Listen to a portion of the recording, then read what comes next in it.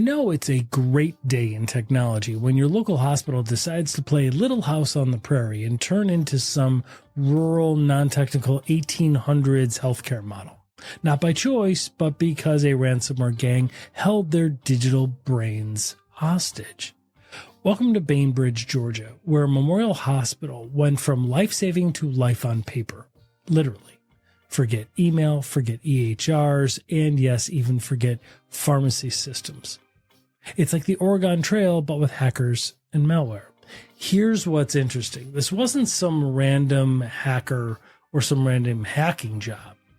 This was a method, a motive, and a new malware toolkit and approach more sophisticated than most IT departments. Stick around to the end to find out who was behind this nightmare and how they're targeting new victims right now in the Midwest here in the United States. I can tell you this, it doesn't involve horses, a prairie, or anything resembling a watercolored painted sky. Enjoy the story. Tell us your feedback in the comments below. If you like this content, please subscribe. This is Cybercrime Junkies, and now the show.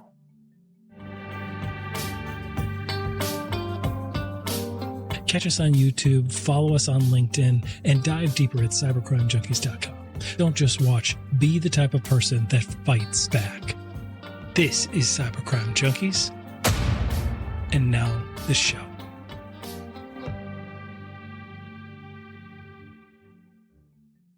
So imagine waking up in a small town where the local hospital, which is really like the heartbeat of a bedroom community, suddenly reverts back to the 1940s.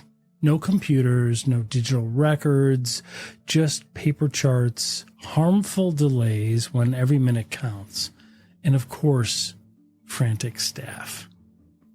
This isn't a scene from a retro movie. It's Bainbridge, Georgia, just a few months ago, back on November 1st, 2024. Memorial Hospital and Manor serves over 120,000 residents, and it was hit by a ransomware attack that crippled them. Everything was down. We talk about two worlds often, and here's a perfect example and proof of what we say. 20 years ago, we had two versions of our world. We had our computers in the hospital or computers at the office, and if they went down, I mean, come on, we were fine. We still had other ways and processes and systems. But we've all gone through this digital transformation. And because of that digital transformation, not only are all the paper files scanned in and now digital and sit on servers and systems, all of which can be hacked, but because of that, we've changed our processes. We've changed our non-technical methods of operation, where we can't function when the technology goes down. And that has caused much more impact and much greater reliance on the technology that we use. Today, we're diving deep into this cyber attack, uncovering who was behind it, how they executed it, and what steps you can take, literally, to prevent this crap. Because all of these attacks are 100% preventable. So circling back to that day in November 2024, it was a typical crisp morning in Bainbridge. Staff at Memorial Hospital began their routines, grabbing their coffee, making their rounds, getting things hopping, right? And the entire time they were unaware that this threat had been infiltrating their systems. Again, we talk about how attackers get in and they're there undetected for quite a while. So a few days go by, right? And all of a sudden, the hospital's digital systems flatline. Electric health records, EHRs, email servers, and even pharmacy systems, all of them immediately became inaccessible. So what happened? Well, from a high level, here's what happened. They were inside. They had done their OSINT. They had done their research. They compromised the system, and they got inside. And then they watched and they waited for the right moment. And then boom happened. And they launched their attack. After that, the staff was paralyzed. Again, because we are too dependent on the technology that we use. The staff had to revert to manual processes, a lot of which they didn't have anymore, right? Which the result there for patients was terrible, right? It led to long wait times, increased potential for errors, a whole bunch of chaos ensued. Now, it wasn't a technical hiccup. This was a full-blown, cyber crisis. It started like any other day, the morning of the attack. Cool, crisp, quiet. Bainbridge, Georgia, beautiful little town. But by the end of it, Memorial Hospital and Manor had been gutted. Patient data locked, pharmacies shut down, and lives disrupted. This isn't fiction. This is what a ransomware attack looks like when it hits home. And in rural America, offline means more than just a technical term. It can mean life or death. Today, we're diving into the brutal reality of the Embargo ransomware attack and why rural hospitals like Memorial are ground zero for cyber warfare. And why was the impact so severe? Memorial Hospital and Manor was more than a medical center. It was the heartbeat of Bainbridge, Georgia. An 80-bed hospital, a 107-bed nursing home. They had emergency, surgical, and long-term care facilities there, all powered by systems and digital platforms in place on November 1st, 2024. Cybercriminals just didn't target a business that day. They targeted this county and this region's lifeline. And 120,000 patients paid the price. The rural medical facility in Bainbridge, Georgia, Memorial Healthcare made the breach public in early November, a short time after the attack actually happened. They came public and said that their digital systems had been rendered inoperable, requiring staff to rely on manual record keeping using paper-based documentation. The full review after the forensics and the initial first responder teams got in there, repaired, restored things as best they could, at least to get them operational, which took some time. That was completed in January, toward the end of January. It was actually January 31st. So this was the beginning of November, all of December, all of January, and then the report came out. And that confirmed the following, that names of patients and employees, social security numbers, dates of birth, health insurance information, medical treatment information, which is highly private. All this is private, but that stuff can be embarrassing and highly private and very damaging. Medical histories, all of them got exposed. Notification letters were sent out to those affected on February 7th. So this was several months after the event. And those notifications went out to 120,085 individuals affected by this. They offered what? They offered complimentary credit monitoring services for 12 months. I don't know how about you, but I have about 10 of those, and it's always good. You should definitely freeze your credit. If you don't have your credit frozen and you live in the United States, you should freeze your credit. Freeze your credit and freeze your credit. And if you have children, freeze their credit. Just trust us. It's free. In our take-home resources on our website, cybercrimejunkies.com, you can actually see all of the information to know exactly how to do that. So you should do it. It's free, and it will stop so much harm that can come to you personally, subject your life savings at risk, etc. Always freeze your credit. Anyway, let's get back to the story. Memorial had implemented additional security measures after the attack. Great. Would have been nice to have it before the attack, but that's still good. In which they sought to strengthen data security and prevent similar incidents in the future, of course. The stolen data, like we mentioned, listed all of those things.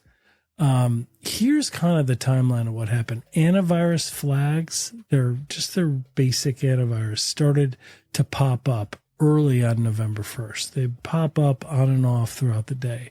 By the next day, after 24 hours, it was confirmed that the hospital had been hit. The attacker was this group called Embargo, the Embargo ransomware gang. And we haven't really talked about them very much on the show. We've talked about Lockbit, Black Hat, Black Suit, Black Basta, Shadow Crew, all the main ones, R-Evil, Conti, etc. But there's a lot of these segmented newer brands, if you will, that operate very, very effectively, and they're very nimble and they're very well funded. And so we're going to explain a little bit about Embargo in just a second. So this group called Embargo, which is relatively new on the scene. What they had exfiltrated, again, exfiltration is a fancy word for steal. What they stole was 1.15 terabytes of data. That is a lot of data. That's a lot. And they grabbed all of it. So insurance details, social security numbers, medical records, medical histories, you name it. Staff was left scrambling with paper records, wait times spiked, medical errors and the risks thereof increased. Patients had to be diverted to other hospitals, which in a rural setting can literally be fatal because every minute counts. You can't drive an hour and a half away when you need medical treatment now. So at the end of the day, this wasn't a disruption. This was a takedown. And the culprit is this relatively new, formidable ransomware group called Embargo. So here's a little bit about Embargo. They emerged in mid-2024, and they operate under a ransomware as a service model, meaning they provide tools, they create the code, they have the brand, they host the site, the infrastructure, literally like they create the logo, they do the communication, and then they go and contract with various other cyber criminals to do different things. And those other cyber criminals don't know each other in the true organized crime model, where you have sergeants and captains and different people doing things, and they don't necessarily even know each other, so that if any one of them get caught, they can't ever tell anybody, even if they wanted to. Embargo emerged in mid-2024, so shortly before this attack. They provide tools to affiliates, these digital mercenaries, who then go and carry out the attacks. The group is like the mafia family who kind of controls the players and who the other players may not even know who the other players are, right? So in this case, they deployed custom tools that were coded with a special code that's called Rust. It was done in a program language called Rust. And Rust is really new and really loved by cyber criminals because it has all of these programs that are also written in Rust that they sell on the dark web that can divert in a way, get around detection tools. Think endpoint detection and response, EDR, things like that. The Rust has the ability to be coded, and there's a lot of samples on the dark web where they're able to go and take that and then get inside and turn off a lot of these detection tools so that they can operate without detection and not get caught. So they deployed these custom Rust-based tools. One of them was called mDeployer, and the other one was called MS4 Killer. And what they did is, just like I explained, they disabled security defenses, ensuring that their ransomware could execute without being detected ahead of time. Once inside, they stole approximately 1.15 terabytes of sensitive data, which means they exfiltrated it, including all of the patient names, social security numbers, medical records, etc. When the hospital didn't meet their ransom demands, right? So they made a ransom demand, and we don't have data on the demand that was made.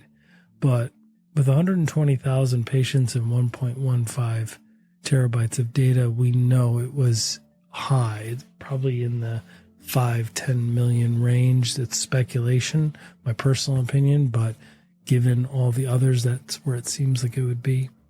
And when the hospital didn't meet the ransom demands, what did Embargo do? Well, they published the stolen data on their dark web leak site, which means it's available for everybody because it gets spread out and everybody reports on it. So a little more about the Rust programming language and why cybercrime gangs are using it so much. They're doing it mainly because it gives them strategic advantages. One, there's speed and stealth capabilities. Rust compiles to fast, efficient machine code, allowing ransomware to execute quickly while staying under the radar of many traditional antivirus tools. It also works cross-platform. So Rust runs smoothly on Windows, Linux, and even Mac OS, making attacks more scalable across different environments. Because when they land in an environment, if some tool set works for deploying things in a Windows environment, but then you're moving laterally and you cut across Macs and Linux, it might not work in that environment. And the Rust systems, the systems that are coded in Rust, tend to work really smooth in all of those environments, which is part of the reason why it's so popular. The other is the low detection rate. When ransomware gangs are using programs coded in Rust, the Rust binaries are really hard to reverse engineer, which slows down forensic investigations and makes signature-based detection harder. And there's also memory safety with Rust. Rust prevents common bugs like buffering, overflows, which could crash their own tools, and therefore it makes it a more stable malware. So at the end of the day, look, Rust gives ransomware gangs performance, stealth, and fewer coding screw-ups. It's like handing a sniper rifle to someone who's used to swinging a baseball bat. Like, it is really high-end and precision. And that's exactly what the Embargo ransomware gang did here. So now, what was the human cost? Well, let's address that.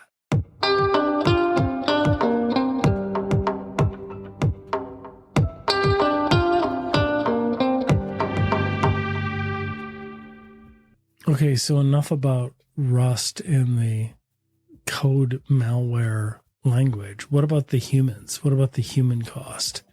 Well, here, what happened? There was delayed care, postponed surgeries.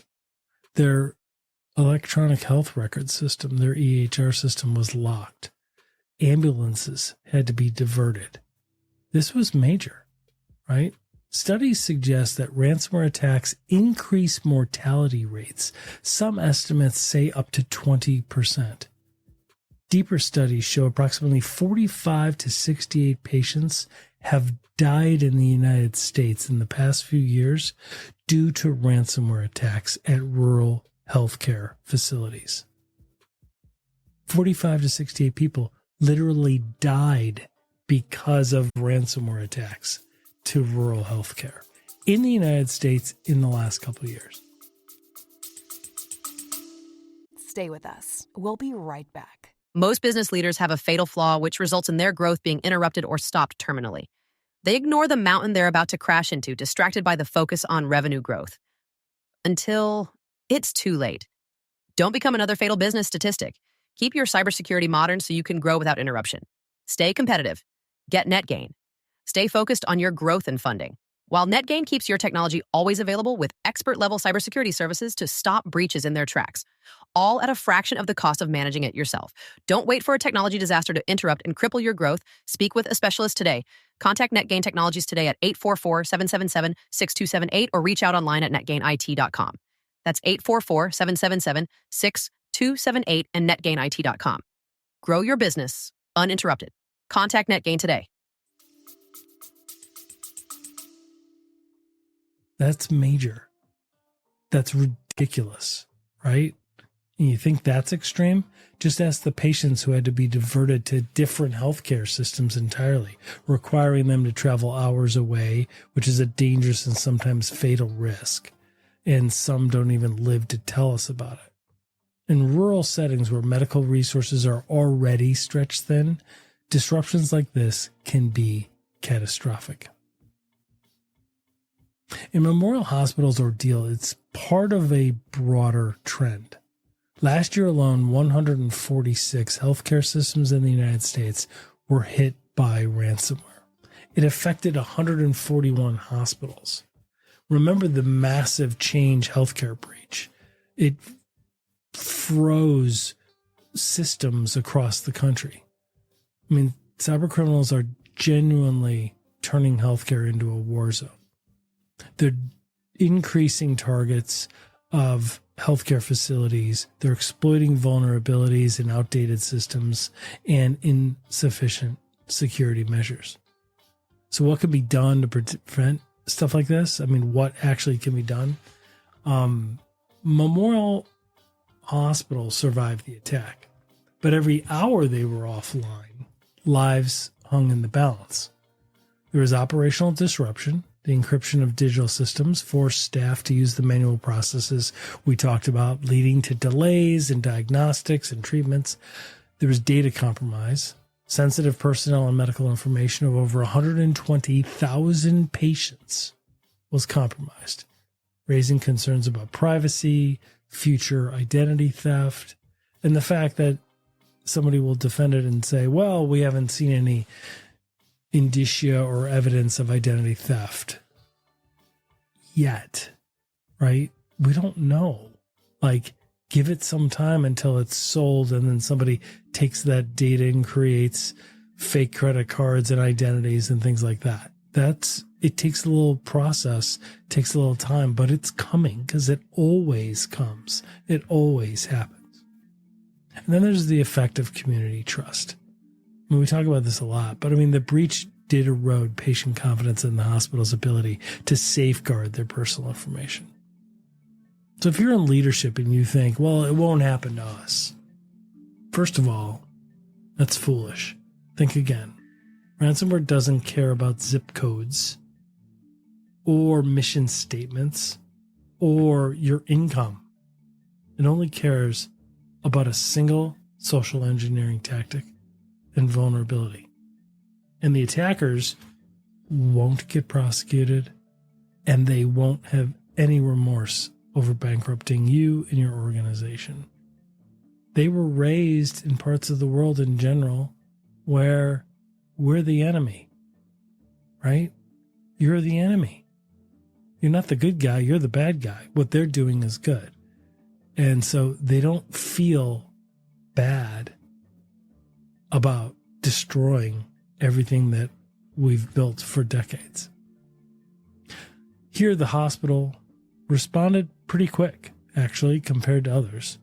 And they hired forensic cyber experts. They reported it to the FBI. They did not pay the ransom, so clearly they listened to the FBI. They did get their data leaked, though. They sent out 120,000 notification letters, and they offered 12 months of credit monitoring. All of that is really expensive. And let's be honest, no monitoring service can restore patient trust or undo the damage done. Memorial Hospital's experience serves to remind us all of the vulnerabilities in our healthcare infrastructure, right? I mean, today, security isn't a luxury, it's a necessity. So here's 5 main things that the industry suggests that your organization should be doing today. One, know your risk. Have an assessment. Regularly evaluate your systems, your vulnerabilities, your processes, what your threats are, how you're dealing with some of the new emerging technologies, right? Have it updated and evaluated independently. And then, number two, is be able to find your risk. That's where the detection piece comes in. And you can't afford to build it. You need to buy that, right? You literally need to engage with organizations that have 24/7, security operations center eyes on glass to be able to search for things that are real and damaging before they're able to launch. That's really the key, because not all breaches are created equal, right? The ones that are in for a long period of time do a lot more damage than the ones that get caught right away and kicked out. So the third thing they always suggest and recommend are to prioritize vulnerabilities. So what does that mean? It means you have to know, how can bad guys get in based on how our network is configured right now, right? They don't have to use social engineering. They could literally get in through these bad configurations that we have.